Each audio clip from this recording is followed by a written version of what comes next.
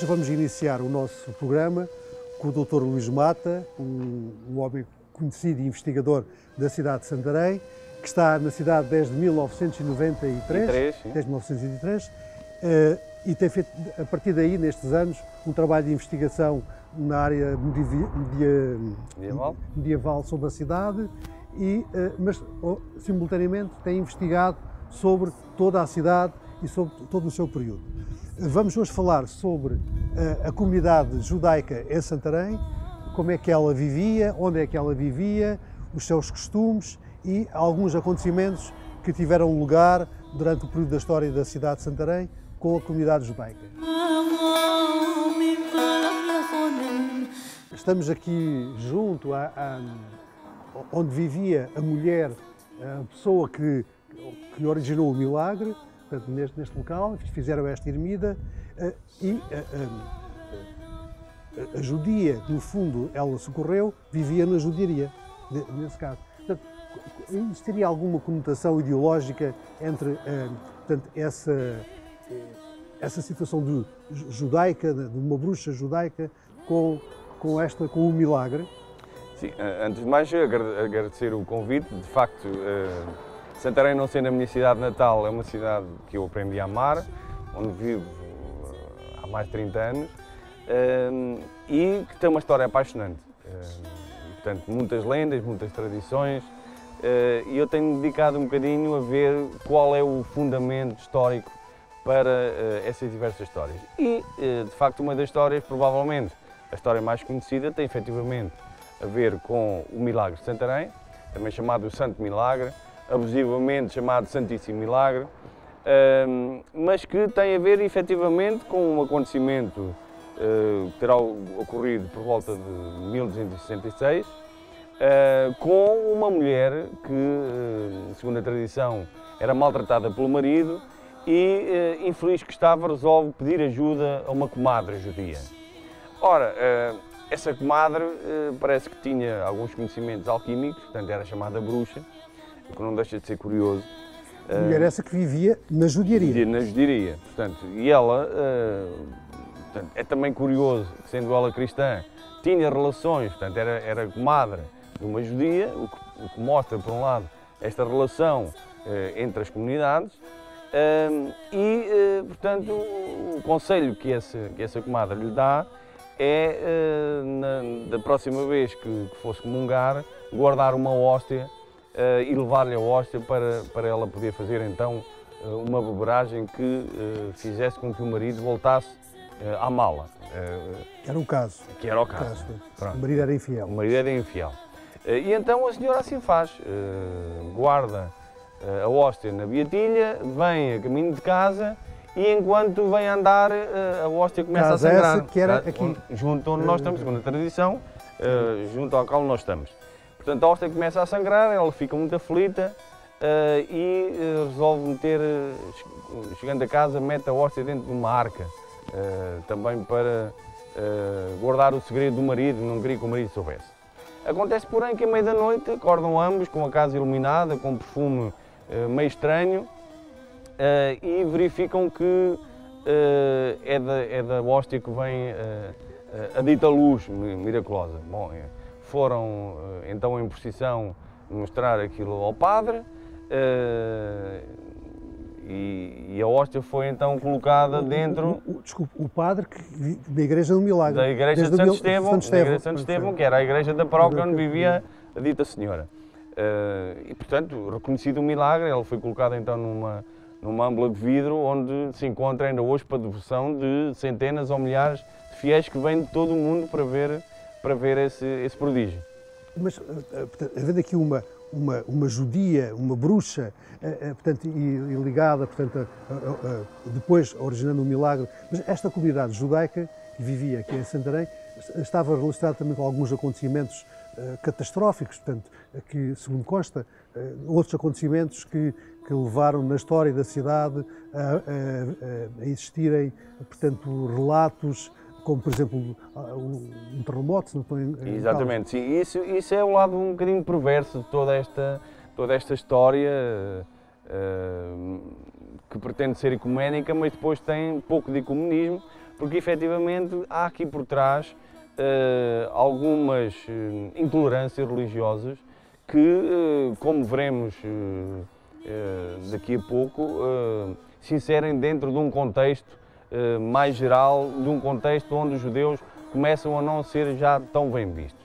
E de resto, como referiu, a dado momento os judeus começaram a ser culpados de tudo, principalmente depois do Édito da Expulsão, que, como sabemos, ocorreu nos finais do século XV, 1492, na década de 90.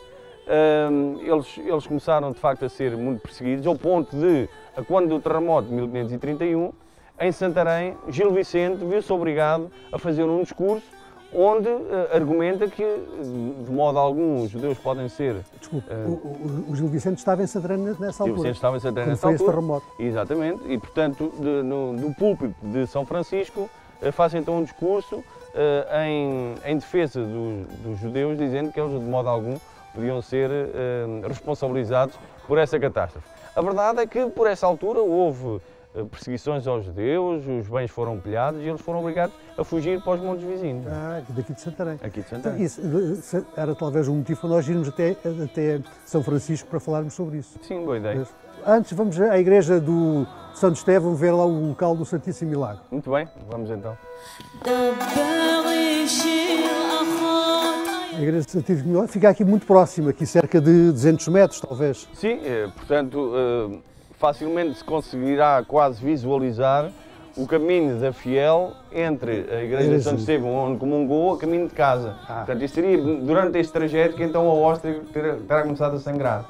Ela vinha de lá para cá. Ela vinha de lá para cá. Portanto, e foi aqui neste percurso. Portanto, cerca de 3 minutos a caminhar. Portanto, virava-se aqui, nesta rua.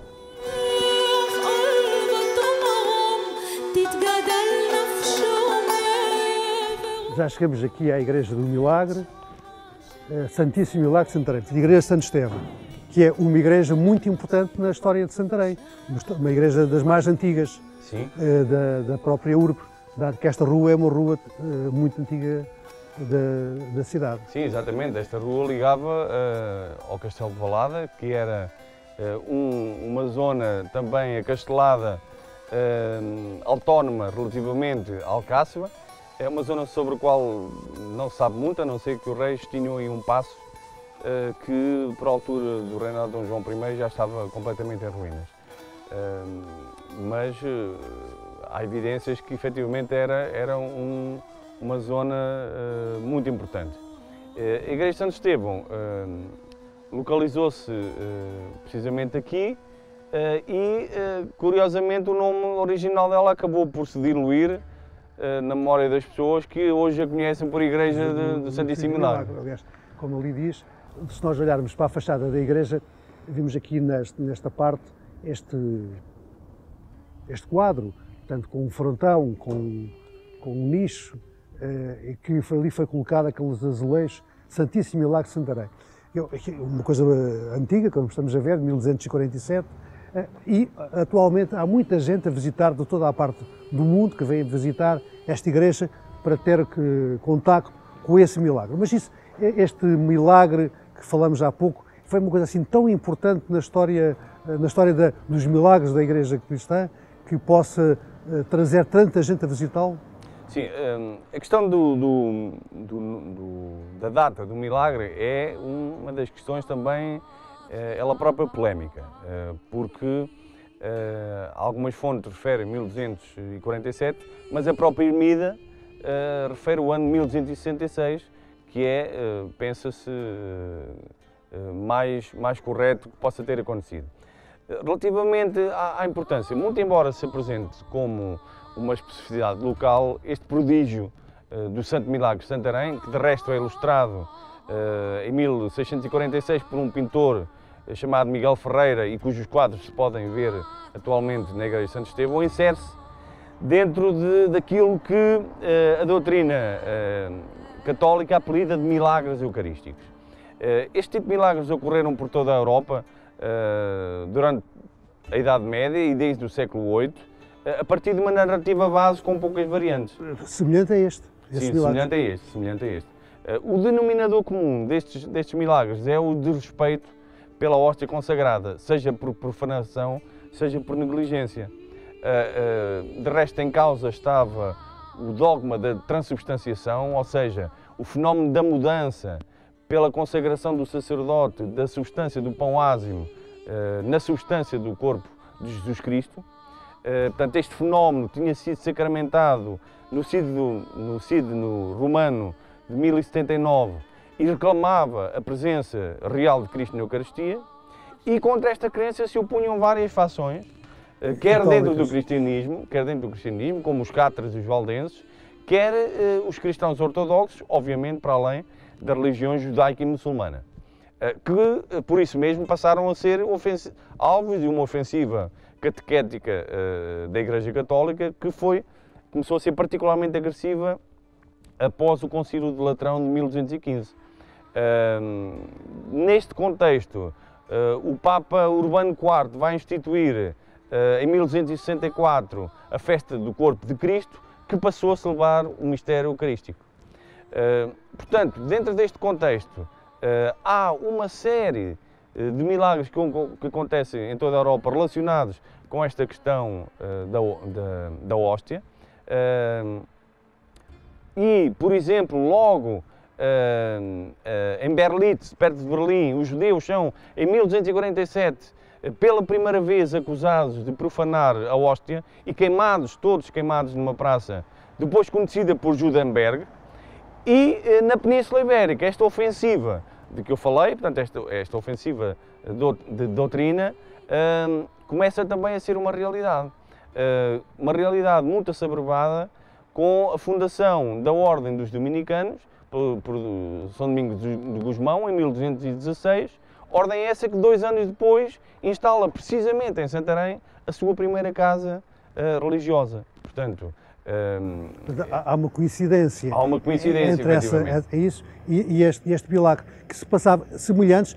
Quer dizer, estes milagres da hóstia eram semelhantes em toda a parte da Europa, havia algumas referências próprias, ligadas sempre à hóstia. Portanto, ligados à hóstia e, sobretudo, ligados a um combate de heresias. Contra os quais a Igreja se afirmava não reconhecendo às outras denominações outro tipo de ideias ou de posturas sobre essa matéria. De resto, há um facto muito curioso. Por volta desta altura há uma discussão teológica, sim, no século XIII, há um debate entre um Rabi Mor e um freire dominicano sobre estas questões teológicas, e também, por volta da década de 60 do século XIII, começam a escrever-se uma série de livros contra os judeus, alguns dos quais, como um que se chamava O Espelho dos Hebreus, foi inclusivamente produzido no Mosteiro de Alcobaça, em 1333, e que é dado quase como uma Bíblia para os missionários em contacto com estas comunidades judeus e mouros. É interessante verificar que estes milagres acontecem precisamente na parte da República Cristiana dominado pela Igreja de Roma. Por exemplo, em Itália, há milagres destes conhecidos, como os de Lanciano, cerca do ano 700, em Ferrara, Orvieto, Ofida, Cássia, Turim. Em todos estes locais há milagres semelhantes. Também na Bélgica, na Áustria, na Alemanha, portanto, por toda a Europa se repetem estes milagres. No entanto, o que mais semelhanças tem com Santarém é o milagre de Paris, acontecido em 1290, numa história... 1290, que é mais ou menos... Que é mais ou menos, portanto, e esta história é registada desde 1348 em diversos tratados, e é depois objeto de uns painéis de Paulo Ocello, uns painéis muito conhecidos da Igreja de Urbino, datados de meados do século XV, portanto, cerca de 1465. Mas esta igreja, como a igreja escolhida para esse milagre, muito próximo do local onde vivia a senhora que originou o milagre, esta igreja escolhida, a igreja de Santo Estevão, ela depois começou a ser visitada com referência a esse milagre, mais ou menos a partir de que altura? Bom, sendo o milagre, portanto, de meados do século XIII, ela rapidamente ganhou muita pujança. E não é à toa que é uma das igrejas sistematicamente referidas em toda a documentação a partir do século XIV. Portanto, passou a ser muito importante. Relativamente às peregrinações, especificamente deste milagre, sabendo nós que elas são necessariamente desde a Idade Média, foram muito fortes a partir do século XVII, com a constituição aqui de uma Irmandade que também começou a organizar este tipo de culto. Pronto. E a partir daí tem continuado e agora, em pleno século XXI, isso ainda é mais pujante. Exatamente. Com a vinda de missionários de toda a parte. Exatamente. Podemos visitar a igreja? Sim, sim.